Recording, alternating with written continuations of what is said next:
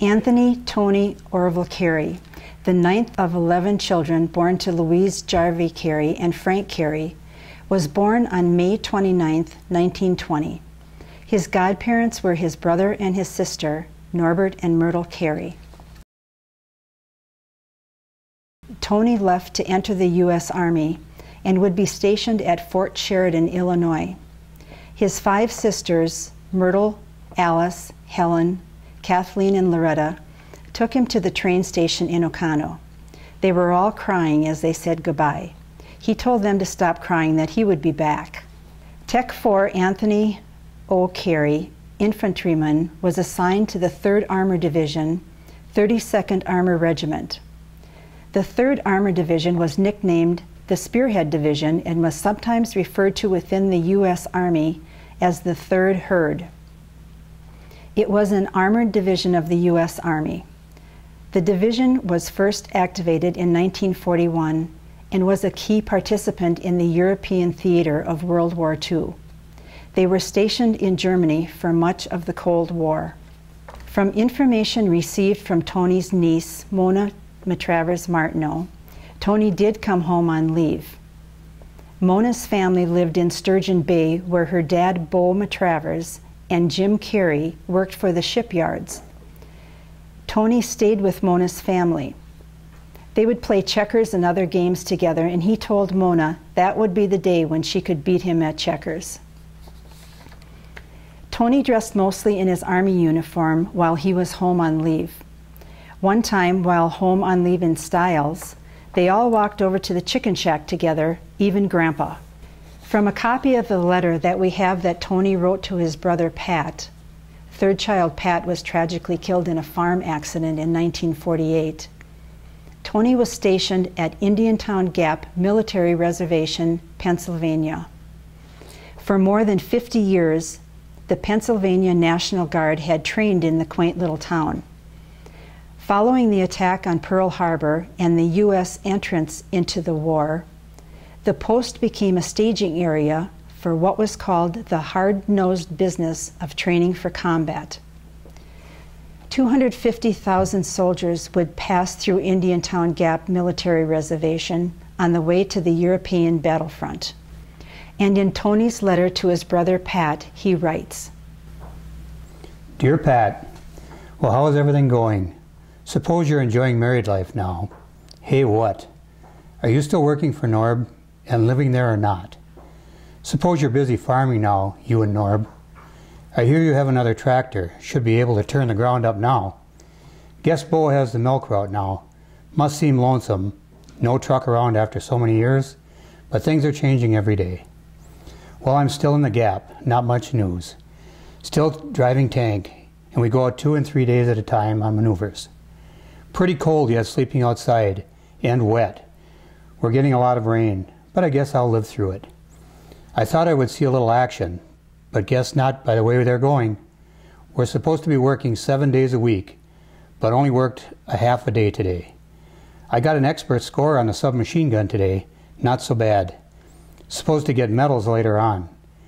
The only gun I can't hit with is a pistol. I have to shoot it tomorrow to try and qualify, but I don't know. Well, there really isn't any news here, but thought would write anyway. Guess I will see a show tonight, about all there is to do.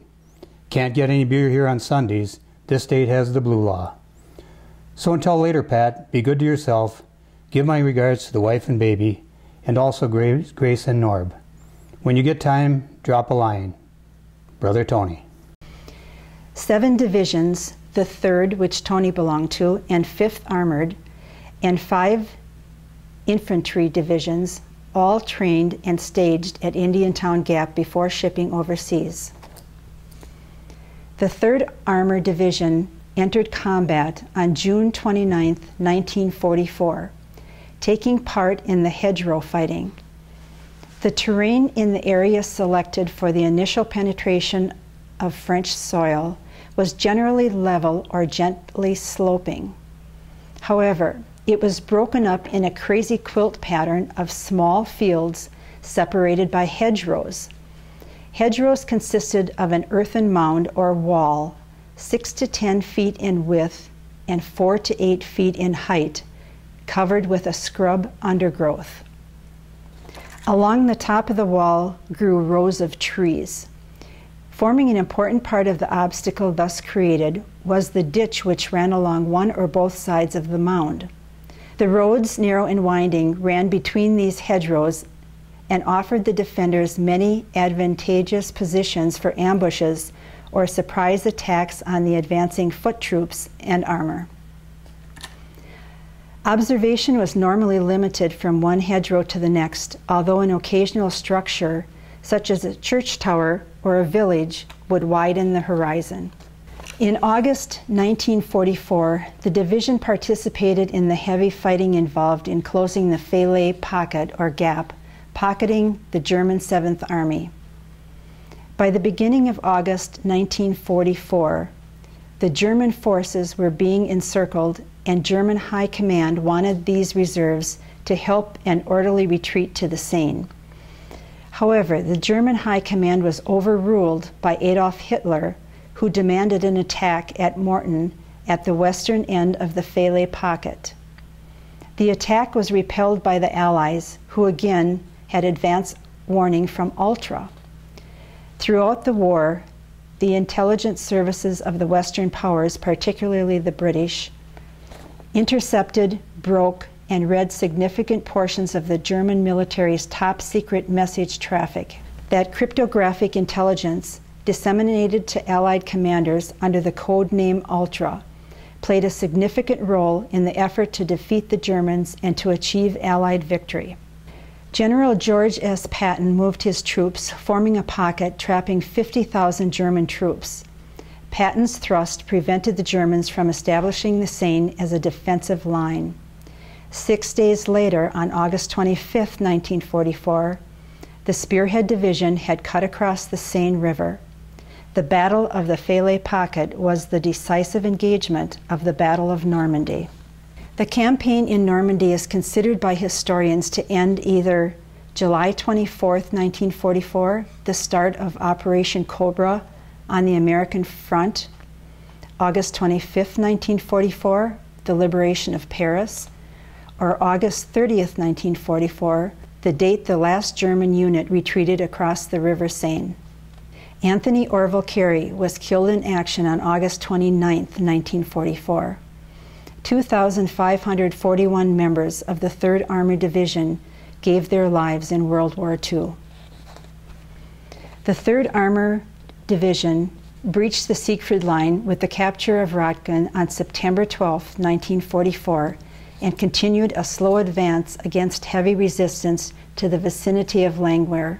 Tony is buried in the Stiles Catholic Cemetery, Stiles, Wisconsin, with his mother, father, brother Pat, and sister Myrtle. On November 8, 1944, Tony was posthumously awarded the Purple Heart for military merit and for wounds received in action resulting in his death. Tony had been engaged to Margaret Dahl, and after Tony's death, she never married. Mona remembers that when word came that Tony had been killed in the war, her family went to Stiles to be with Grandma and Grandpa Carey. She remembers Grandma kneeling in her bedroom by her dresser, praying the rosary, and how very sad that Grandma was. Grandma said that her family circle had been broken.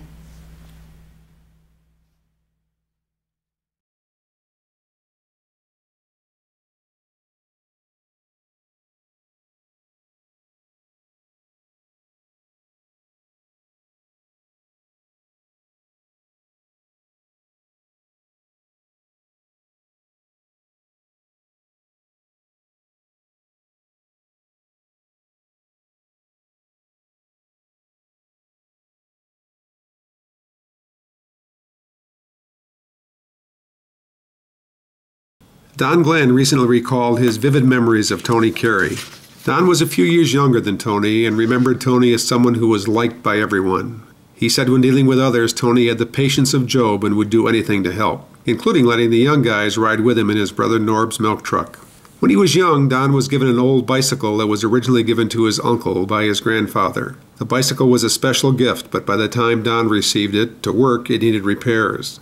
When Tony Carey heard the problem, On a milk route trip to Green Bay, Tony went out of his way to a special store there to find parts for Don's bike. Don has never forgotten that kindness. Then sad to say, I remember very well the day that the United States Army came to the Carey farm. And evidently no one was at the Carey farm at the time, and they came to our farm, the Jacart farm, which was right next to the Carey farm. And Norbert Carey was helping my dad dig potatoes out of the field. We had a field in front of the house towards County Trunk J and towards the road, and they were digging potatoes. And they came to tell Norbert that Tony Carey, Anthony Carey, had been killed in action. When news came of Tony's death in World War II, Don said Helen Jansen organized a program at a 4-H meeting to honor Tony and his service. Don emotionally recalled having a role in the program and being told by his dad, Lloyd, that this was a serious matter and that he must do his very respectful best. There's little doubt that Don and Lloyd and Pearl and the whole Coulterville community were touched by the life of Tony Carey.